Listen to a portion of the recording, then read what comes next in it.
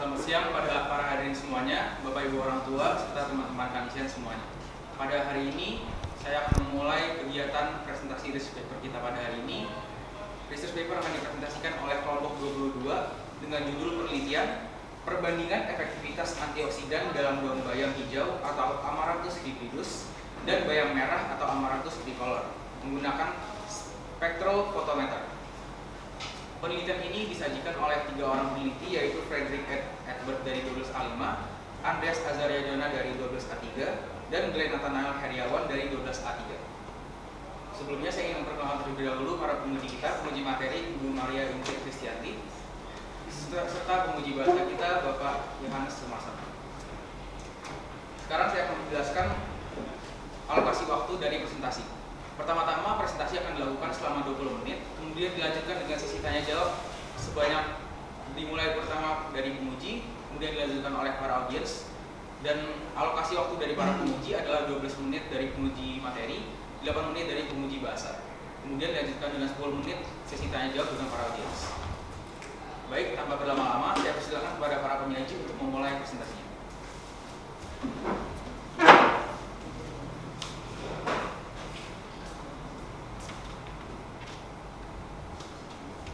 Baik, terima kasih atas kesempatannya. Sebelumnya, selamat siang Bu Ingrid selaku penguji materi, Pak Sumarsono selaku penguji bahasa, orang tua murid, serta teman-teman sekalian. Pada hari ini, kami dari kelompok Research Paper 22 ingin mempresentasikan hasil penelitian kami tentang perbandingan efektivitas antioksidan dalam daun bayam hijau dan bayam merah menggunakan spektrofotometer. Ini merupakan anggota kelompok kami. Presentasi pada hari ini akan dibagi menjadi 4 bagian. Ada pendahuluan, metode, hasil dan pembahasan, serta kesimpulan dan saran. Saya akan memulai dengan pendahuluan dari penelitian ini. Jadi, kami memilih daun bayam sebagai sampel dalam penelitian ini karena kami merasa bahwa tanaman bayam merupakan tanaman yang dikenal oleh masyarakat. Tanaman ini sering dijadikan sebagai bahan konsumsi, yaitu bisa dijadikan sebagai makanan, sayur bayam, ataupun minuman, dijadikan sebagai smoothie. Ada satu jenis bayam yang paling populer di Indonesia, yaitu bayam hijau. Sebenarnya ada juga satu jenis bayam lagi, tetapi bayam tersebut kurang dikenal atau kurang populer di Indonesia, yaitu bayam merah. Kami berpikir di sini, apakah bayam merah yang kurang populer itu bisa memiliki efektivitas antioksidan yang lebih tinggi dibandingkan bayam hijau untuk menghambat radikal bebas. Tapi kami juga yakin bahwa dua bayam ini sama-sama mengandung antioksidan. Antioksidan merupakan senyawa ketika yang memiliki fungsi untuk mencegah kerusakan sel akibat oleh proses oksidasi. Nah, proses oksidasi sendiri merupakan proses reaksi ketika suatu molekul bereaksi dengan oksidan dan menghasilkan produk sampingan berupa radikal bebas.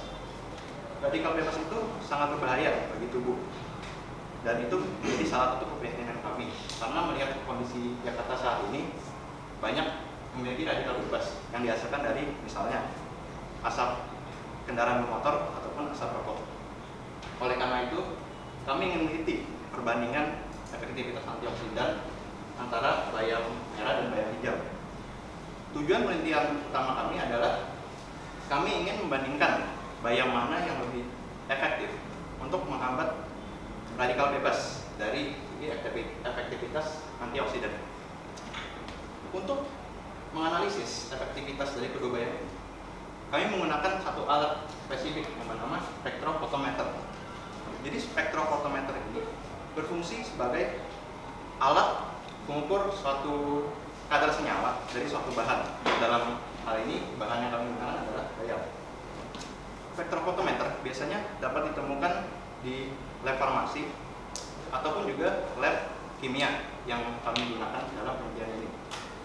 Spektrofotometer terdiri dari dua bagian. Yang pertama ada spektrometer, berfungsi untuk menghasilkan cahaya dari suatu gelombang cahaya dengan spektrum tertentu. Dan yang kedua ada fotometer, yang berfungsi sebagai alat ukur intensitas cahaya yang bisa. Sekian dari pendahuluan, selanjutnya akan dijelaskan oleh Mas Fede.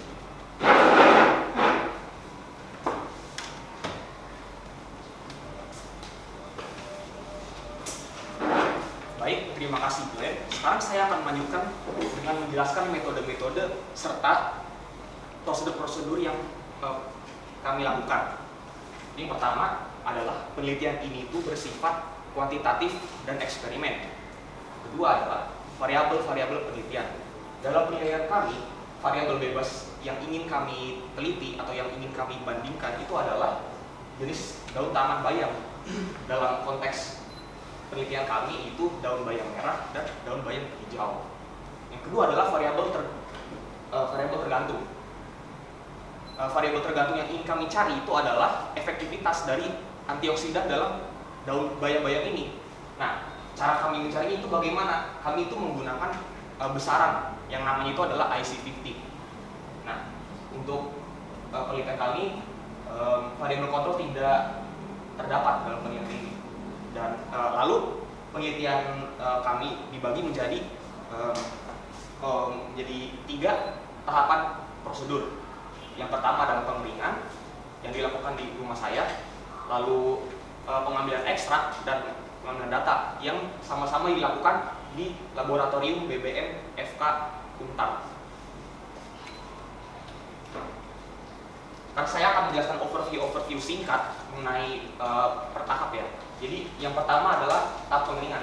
Sampel daun yang telah didapatkan yang masih fresh itu akan dikeringkan selama kurang lebih 7 hari. Lalu pada proses pengambilan ekstrak kami menggunakan metode pengambilan sampel menggunakan maserasi, perkolasi, dan evaporasi. Lalu pada tahap pengambilan data kami akan menggunakan metode DPPH dengan mencampurkan radikal bebas yang bernama DPPH ke sampel, lalu kami akan mengukur absorbansi sampelnya menggunakan spektrofotometer. Baik, yang pertama metode tahap pengeringan. Nah, daun merah dan daun bayam merah dan daun bayam hijau akan dicopot-copot dulu daun-daunnya dari batang-batangnya, lalu akan ditampung di wadah seperti yang terlihat pada gambar. Nah, lalu kami menutup wadahnya tersebut dengan menggunakan semacam kain, lalu dibiarkan di suhu ruangan, yaitu yang idealnya 25 derajat Celcius. Nah, setelah lalu akan ditunggu selama 7 hari. Nah, tanda-tanda bayam ini akan mengering dengan idealnya itu bisa dapat dilihat ya dari sini itu warnanya itu sudah makin pudar dari yang awalnya yang masih fresh itu warnanya masih cerah. Nah, bisa lihat di sini warnanya itu sudah makin pudar. Lalu bisa juga kelihatan dalam bentuknya. Nah, bentuknya sudah mulai mengkerut seperti daun yang sudah mati. Nah, lalu pertanda lainnya itu adalah penurunan berat yang drastis. Pada saat kami menimbang, kami menggunakan 500 gram sampel bayamnya. Nah, setelah pengeringan, pas kami timbang kembali, itu mengalami penurunan berat yang drastis dari 500 gram menjadi 20 gram. Nah, terus tanda-tanda yang sudah pengeringan yang sudah baik itu kalau jika daunnya itu kita remas, itu nanti dia akan hancur, akan mudah hancur. Jadi seperti itu. Lalu pada tahap pengambilan ekstrak, daun bayam yang sudah dikeringkan ini akan dibawa ke lab. Lalu setelah di lab, kami menggunakan metode maserasi, yaitu daun-daun yang sudah kering akan dimasukkan ke dalam blender, lalu akan di blender sampai dia menjadi bubuk. Nah, bubuk ini itu disebut simplicia, nama ilmiahnya. Lalu kami menimbang kembali apakah ada perbedaan berat yang signifikan dari yang sebelum di blender ataupun yang setelah di blender. Nah, lalu kami mengambil simplicia ini, lalu kami masukkan ke dalam glass beaker, lalu ditambahkan atau dilarutkan dengan 150 ml pelarut metanol. Nah, ini itu berfungsi agar metanolnya ini itu berikatan dengan antioksidan yang terdapat pada daun bayam merah dan daun bayam hijau ini. Lalu akan dilanjutkan dengan proses yang bernama perkolasi. Jadi pengambilan ekstrak menggunakan teknik ini itu menggunakan alat yang namanya perkolator. Jadi perkolator itu merupakan alat yang bentuknya itu semacam corong yang di ujungnya itu terdapat tuas, jadi kayak keran, seperti keran. Nah, dan jika kita memutar tuasnya, nanti airnya akan lama-lama sedikit demi sedikit menetes. Nah, cara kami men-set up perkolator ini itu dengan di ujung dalam perkolator kami masukkan kapas, lalu memasukkan simplicia yang tadi yang sudah dilarutkan 150 ml metanol, lalu akan ditaruh lagi atasnya dengan kertas saring. Nah, lalu kita akan kelompok melakukan pelarutan lagi dengan metanol. Jadi ditambahkan metanol ke perkolasi sehingga dari kertas saringnya sampai 3 cm ukurannya, volumenya sampai 3 cm di atas kertas saring. Jadi seperti itu. Nah, kami lalu menutup perkolator dengan mikrofilm. Ini itu bertujuan biar agar metanolnya ini itu nggak menguap. Kalau misalnya metanol menguap itu akan merusak sampelnya. Lalu kami diamkan kurang lebih 24 jam. Lalu kami buka kembali perkolatornya untuk diambil cairan metanolnya. Nah, nanti akan dihasilkan sebuah larutan metanol bening yang sudah terikat dengan antioksidan pada daun bayam merah dan bayam hijau ini. Setelah itu, dari sampel bening yang sudah kami dapatkan, dimasukkan ke dalam alat yang bernama evaporator. Jadi alat evaporator ini bertujuan untuk memisahkan metanol dengan sampelnya, sehingga nanti akan dihasilkan sampel dengan bentuknya itu, lalu dimasukkan ke dalam freezer atau kulkas.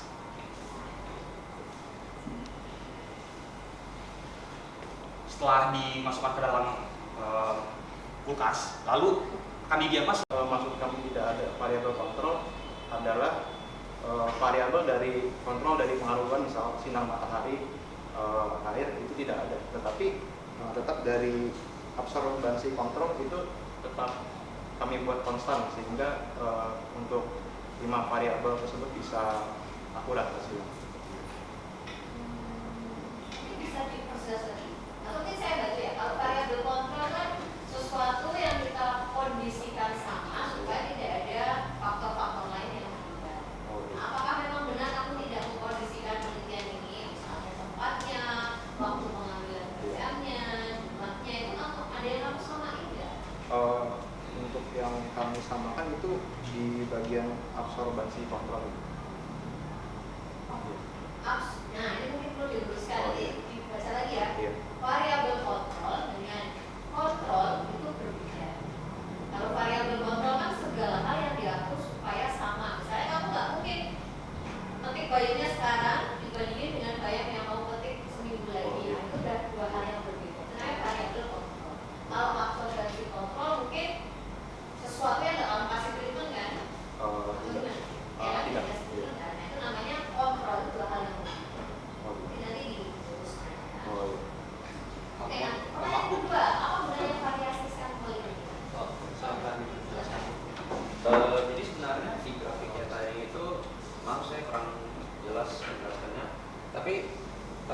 ada 5 titik di sini. Nah, di sini itu kami menggunakan konsentrasi 50 mg per mililiter sampai 250 mg per mililiter. Lalu masing-masing kami campurkan dengan DPPH itu yang 0,5 sampai 2,5 tadi. Nah, setelah itu kami campurkan dengan DPPH, lalu kami masukkan ke dalam spektrofotometer untuk mencari IC masing-masing, dan kami mendapatkannya dalam bentuk titik-titik seperti ini. Jadi kami masukkan datanya ke dalam Microsoft Excel dan kami membuat grafik regresinya seperti yang bisa dilihat di sini. Nah, tentunya kalau begini kan grafiknya itu tidak 100% akurat. Bisa dilihat di sini, ini adalah R kuadrat, ini adalah akurasi dari grafiknya tersebut.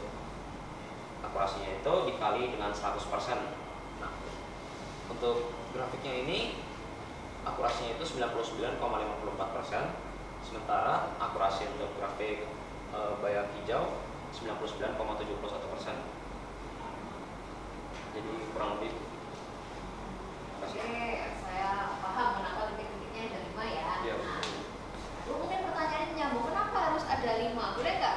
Misalnya, karena itu biasanya kan penelitian kalau ada 5 variasi ini maksudnya kan kita mau lihat kalau 5 mili seberapa, 1 mili seberapa gitu. Nah, khusus untuk yang spektrofotometer ini, kenapa harus ada 5? Boleh nggak misalnya semuanya konsentrasinya 0,5 mili semua gitu? Kenapa harus, paham ya maksudnya ya?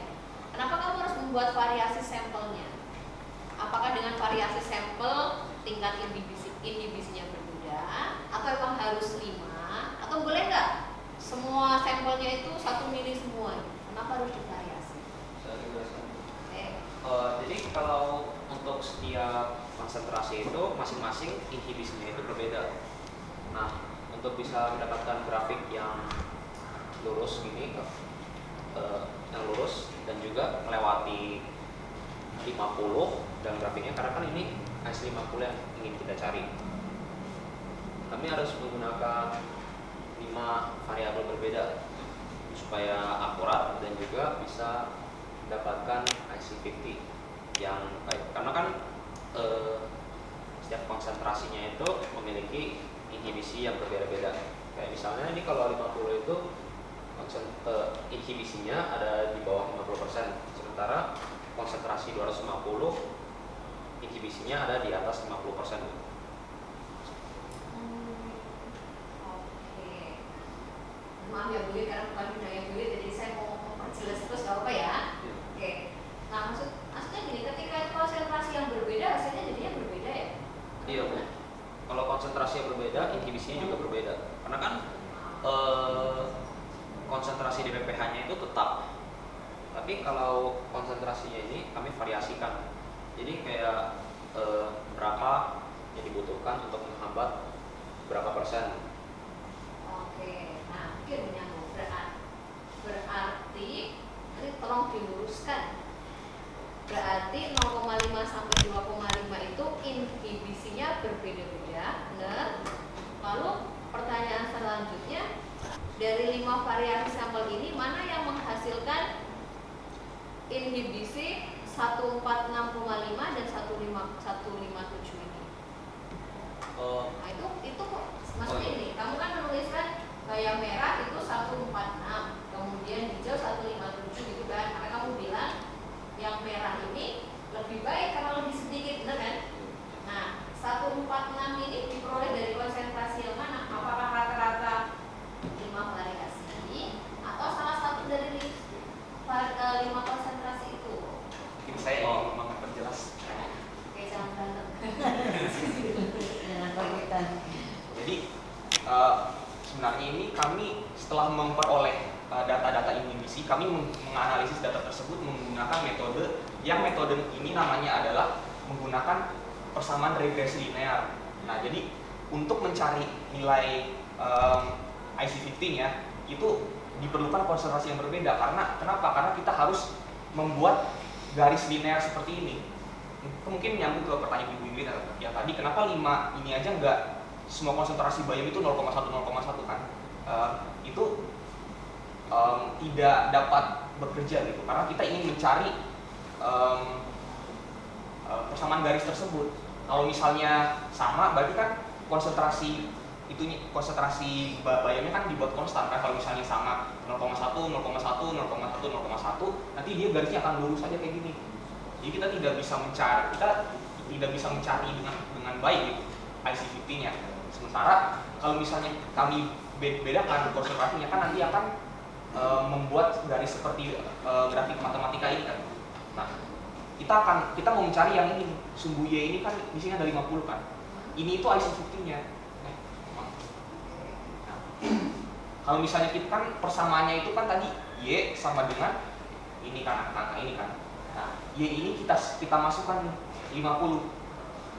Nanti kalau misalnya kita tahu 50, dapat berapa di sini? Di sini kurang lebih 147 sampai 150. Jadi seperti itu cara kami mencari IC50 tersebut. Oke, kalau gitu boleh Ibu simpulkan berarti dari 5 variasi sampel tadi yang paling efektif untuk menghambat IC50 yang menghasilkan angka 146 itu adalah yang 1,5 mili, benar? Oh, bukan itu. Yang menghasilkan yang lebih sedikit itu garisnya punyanya si bayam merah. Jadi kan ini kan ada bayam merah dan bayam hijau. Bayam merah ini akan dihasilkan sampel lagi. Sampelnya sama. Jadi ini 5 sampel konsentrasi 0,5 sampai 2,5 ml punyanya bayam merah. 0,5 ml sampai 2,5 ml punyanya si bayam hijau. Bayam hijau. Oke, sebentar.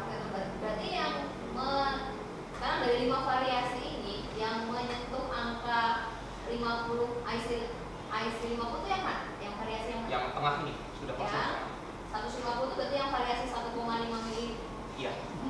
Bu, ingin menambahkan Bu. Sebenarnya ini kami memakai angka 50 sampai 250 ini bukan untuk mencari IC50 secara langsung, kami menggunakannya untuk mencari grafik. Nah, di grafik ini kami memasukkan angka 50 ke Y sehingga setelah melakukan substitusi dan matematika kami bisa mendapatkan angka yang dibutuhkan, berapa konsentrasi yang dibutuhkan untuk menghambat 50% dari radikal bebas, yaitu IC50-nya itu 50% dari radikal bebas. Jadi 5 variasi tadi yang kami pakai itu sebenarnya tidak digunakan untuk mencari IC50 secara langsung, tetapi kami menggunakannya untuk mencari grafik yang nanti akan kami pakai untuk mencari IC50-nya.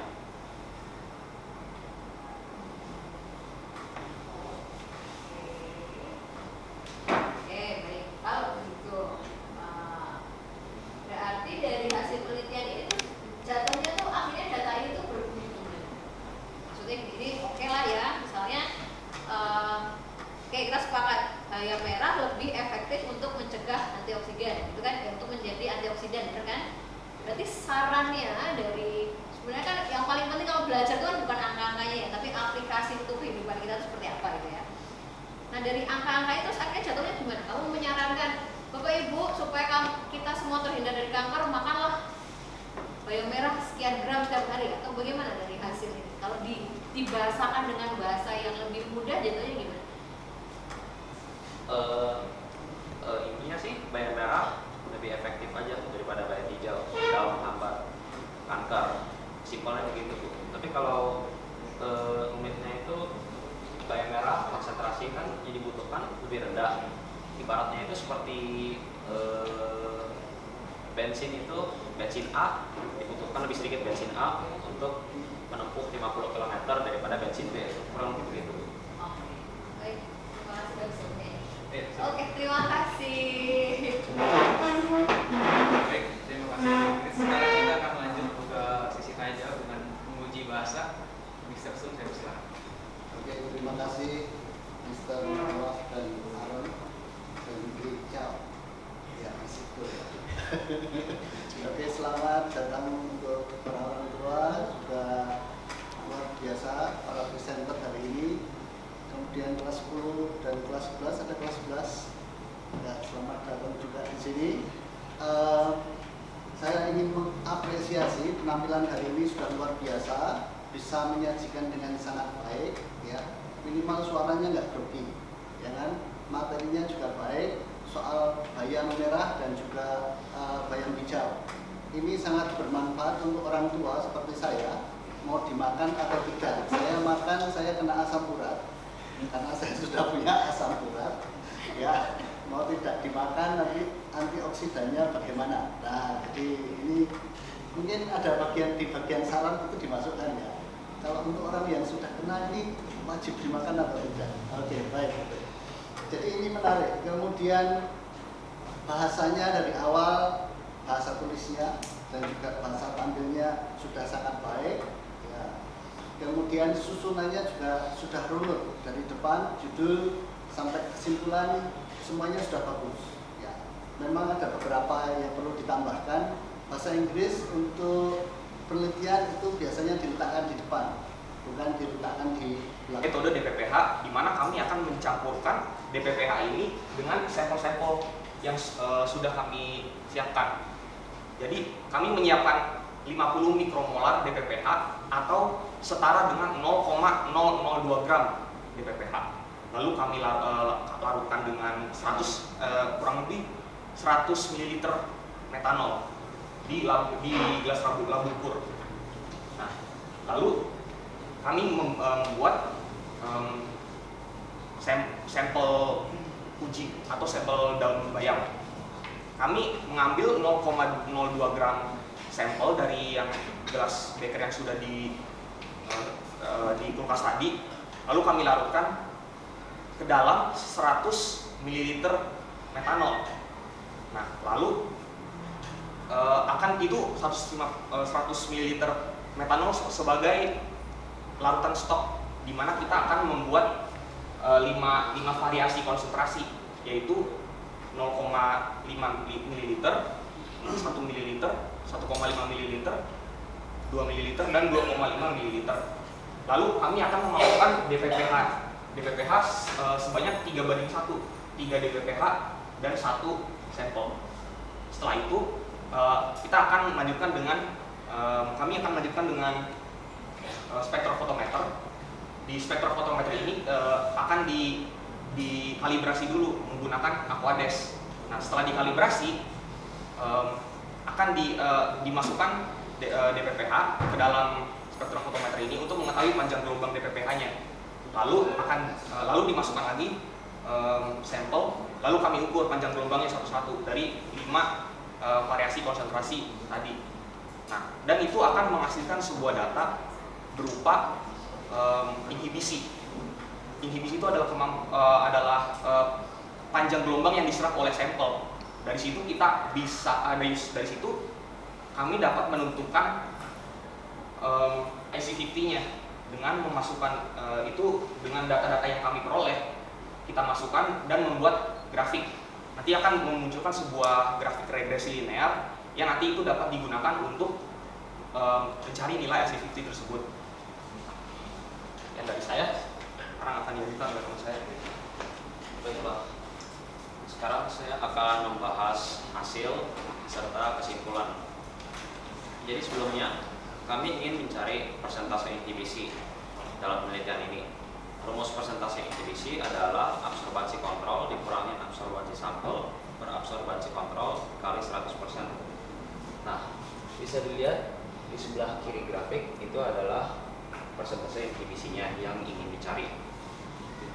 Lalu ini adalah rumus grafik yang kami dapatkan setelah memasukkan 5 persentase inhibisi berbeda untuk masing-masing jenis bayam.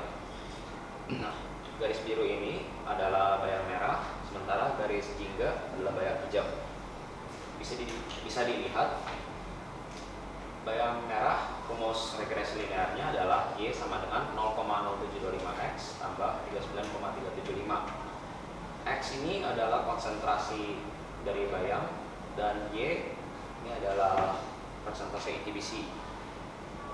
Lalu untuk rumus regresi linear bayam hijau, Y sama dengan 0,0487X tambah 42,34. Nah, cara mencari IC50 tinggal memasukkan 50 ke Y. X yang didapatkan adalah IC50 yang ingin kami cari. Bisa dilihat di sini, IC50 bayam merah adalah 146,552 mg per ml, sementara sementara IC50 bayam hijau adalah 157,29 mg per mililiter. Maka kesimpulannya adalah efektivitas antioksidan bayam merah lebih baik daripada efektivitas antioksidan bayam hijau.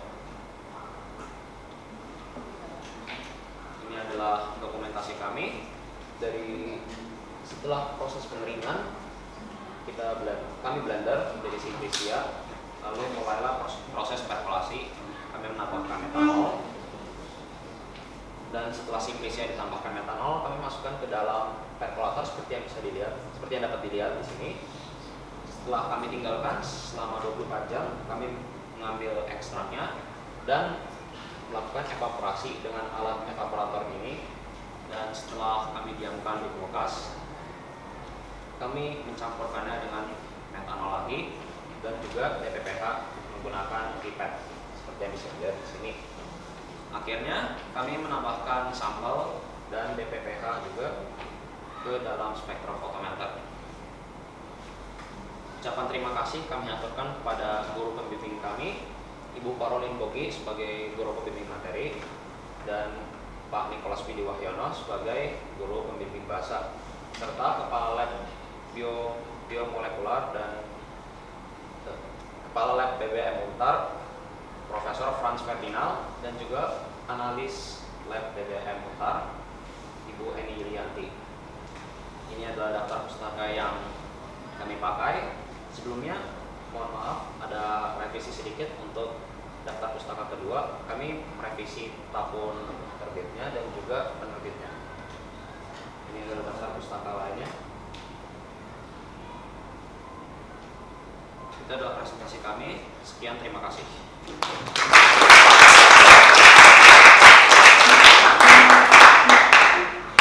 Baik, terima kasih atas presentasinya. Sekarang kita akan masuk ke sesi tanya jawab yang dimulai dengan para penguji, dimulai dari penguji materi kepada Ibu Ingrid Sepustra. Oke, baik. Terima kasih Olaf dan juga Aaron. Pertama-tama selamat siang Bapak dan Ibu. Terima kasih sudah hadir menemani anak-anak meluangkan waktunya.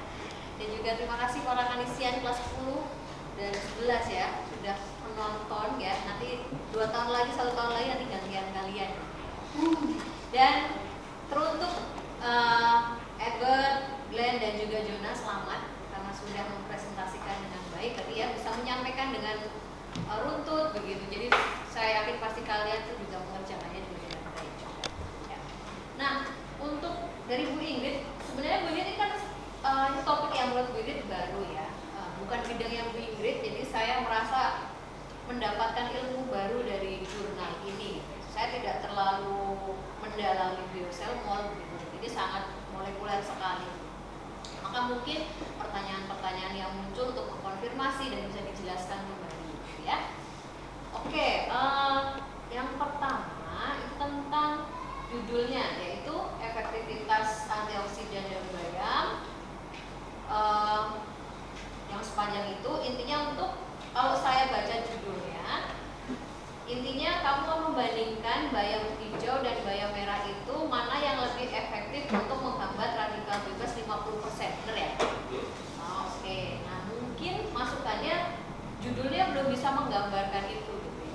Tadi malah ada tiba-tiba spektrofotometer itu apa ya alatnya kan, tetapi masih kalau bisa menggambarkan lebih jelas penelitian tentang apa, lalu variabel-variabelnya apa. Kemudian saya masih agak bingung, mungkin boleh diperjelas yang kamu lihat tuh apanya sih, kandungan antioksidannya atau inhibisinya? Mungkin saya jelaskan konteksnya dulu. Kalau kandungan itu kan berapa gram dalam sekian gitu ya. Ini kan ada satuan 146 mg per mililiter. Apakah itu yang dicari atau inhibisinya? Kalau inhibisi setahu saya kan pencegahan ya, dia berdampak apa terhadap antioksidannya, itu mungkin dijelaskan. Oke, pakai pertanyaan Ibu akan saya jelaskan. Jadi kelompok kami itu mencari efektivitas antioksidan dengan besaran IC50. Jadi secara singkat IC50 ini itu adalah merupakan besaran yang biasanya umumnya digunakan pada obat-obat. Nah, jadi IC50 itu artinya inhibition concentration atau bisa dibilang konsentrasi inhibisi 50. Nah, konsentrasi konsentrasi inhibisi ini itu adalah itu menunjukkan kemampuan sebuah zat untuk menghambat 50% radikal bebas. Jadi inhibisi itu memang benar untuk mencegah, tapi dalam konteks penelitian kami itu mencegah radikal bebas. Nah, dan IC50 ini itu dapat diukur dengan menggunakan mencari kandungannya. Kan misalnya kan kami mendapatkan bahwa data-data yang kami dapat itu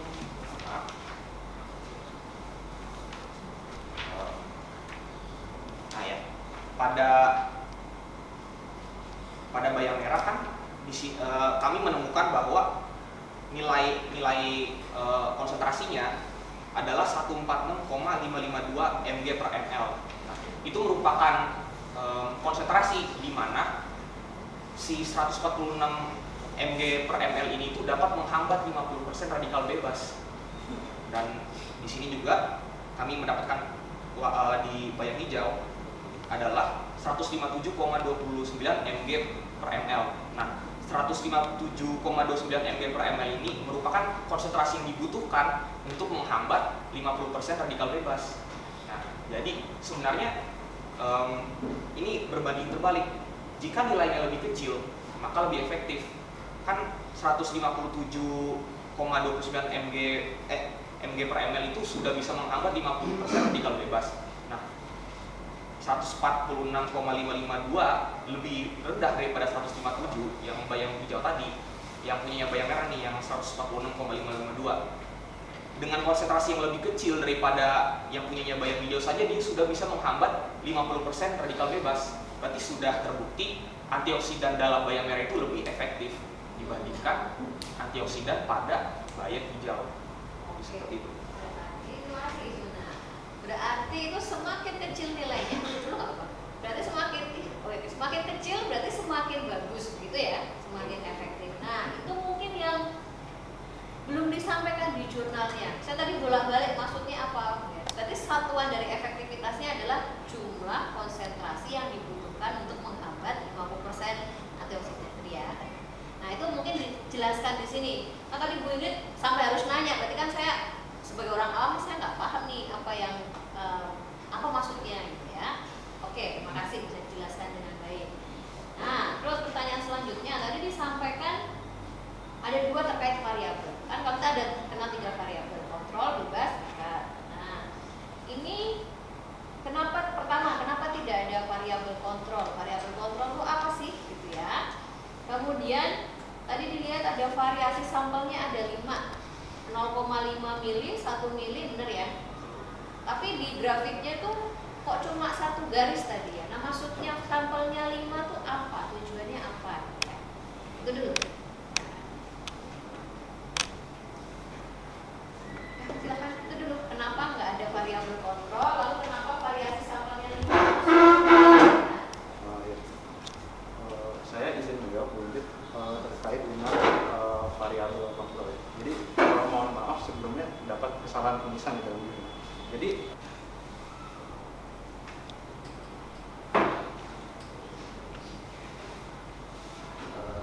saya jawab. Jadi secara pribadi sih kalau saya dulu itu yang lebih dibahas itu kan vitamin A, vitamin B, vitamin C, vitamin D, E, K. Kalau dalam pas masa kecil, terutama waktu belajar biologi. Tapi kalau antioksidan itu lebih jarang dibahas sih, ngobrol kalau pas saya masih kecil. Oke, sudah menjawab. Terima kasih. Kemudian ada beberapa koreksi yang lain. Kata-kata bahasa asing itu kan seharusnya cetak miring. Di dalam itu banyak kata bahasa asing yang tidak dicetak miring. Nanti tolong dibetulkan. Ya. Ada kata-kata apa yang di sini? Ya.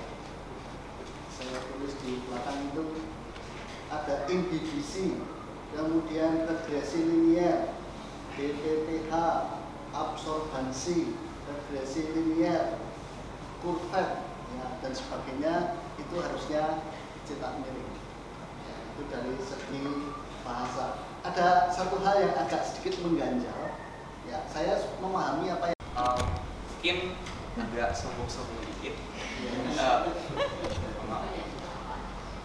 penelitian kami sebenarnya penelitian kami selama kami meneliti 5 hari di lab BPM Untar itu tidak ada ongkosnya, tidak ada, atau bisa dibilang gratis, karena kebetulan mamah dari Erik merupakan salah satu dosen di Untar, jadi kami memiliki referensi. Ya, Referensi. nah, namun untuk kalau saya ya secara personal itu, saya dari rumah itu kan jauh kan, udah kayak rumah saya di Durensawit, tapi Seperti makan saya biasa kayak kangkung atau sayur lain lah. Jangan makan terlalu banyak, tapi jangan makan terlalu sedikit juga. Kalau saran saya sih makan bisa sehari sekali, kayak untuk makan siang sekali atau untuk makan malam sekali. Ya, boleh Pak. Mau menambahkan? Ya. Jadi sejujurnya memang dari penelitian ini belum ada porsi khusus yang kami sarankan untuk berapa kadar bayam yang harus dimakan. Cuma dari sini saya ingin dikonsumsi secara berlebihan itu dapat menghasilkan zat oksalat. Nah, zat oksalat tersebut berbahaya bagi tubuh dan dapat memperlambat penyerapan zat besi, sehingga jika berlebihan mengkonsumsi bayam pun juga akan antioksidan dalam bayam, dan juga didapatkan hasil bahwa kandungan antioksidan yang baik pada bayam itu terdapat pada bayam merah. Nah, juga kebetulan saya juga orang yang suka makan bayam, jadi mungkin bisa nambah referensi juga ya untuk sekali-sekali nyobain lah yang namanya bayam merah itu bagaimana. Nah, lalu, seperti yang saya tahu ya bahwa bayam itu bisa dikonsumsi dengan berbagai tipe nih, bisa dimasak, direbus, bisa dijadikan jus juga, atau bahkan bisa dimakan dengan mentah, gitu ya. Nah, jadi pertanyaan saya, apakah cara kita mengolah bayam ini dapat mempengaruhi kandungan antioksidan dalam bayam tersebut? Dan bila memang mempengaruhi, bagaimana nih cara kita mengolah bayam itu agar kita bisa mendapatkan antioksidan yang maksimal dari bayam tersebut? Ya, sekian.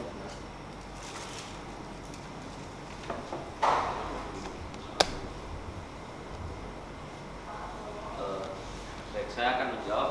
Jadi sejujurnya kami tidak meneliti cara mana yang paling baik untuk mengonsumsi bayam ini. Tetapi dari yang kita ketahui, suhu yang tinggi dapat merusak kandungan dalam tanaman. Jadi menurut saya yang paling cocok itu kalau yang tidak tinggi lah suhunya, kayak dijadiin smoothie bisa, atau direbus kan juga tidak terlalu buruk. Tapi kalau digoreng kayaknya nggak sehat ya, habisnya juga digoreng. Kurang lebih begitu. Terima kasih. Itu bisa. Apakah sudah menjawab? Ya, Baik. Mungkin teman-teman kansian lainnya mau bertanya atau memberikan tanggapan?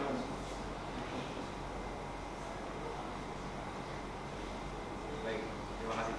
Sekarang kita akan masuk ke sesi tanggapan ataupun apresiasi dari para bapak ibu orang tua. Pada bapak ibu orang tua saya persilakan.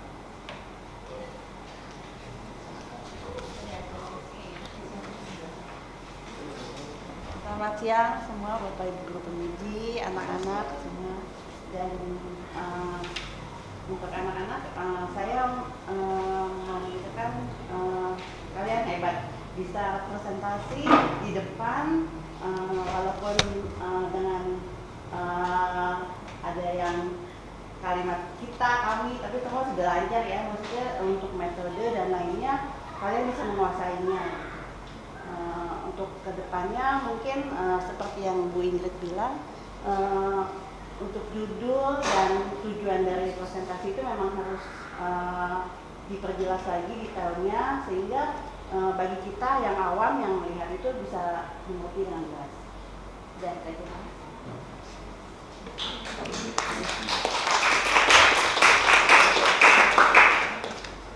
Baik, terima kasih Ibu.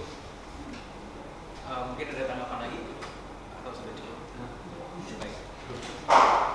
Baik, berakhirlah sudah sesi presentasi RP kita pada hari ini. Terima kasih kepada Bapak Ibu orang tua serta teman-teman kansian semuanya yang telah menghadiri presentasi kita pada hari ini. Sekarang saya ingin mengingatkan terlebih dahulu untuk mengisi bisa di scan nanti di luar ruangan. Saya sudahi presentasinya pada saat ini. Sekian dan terima kasih.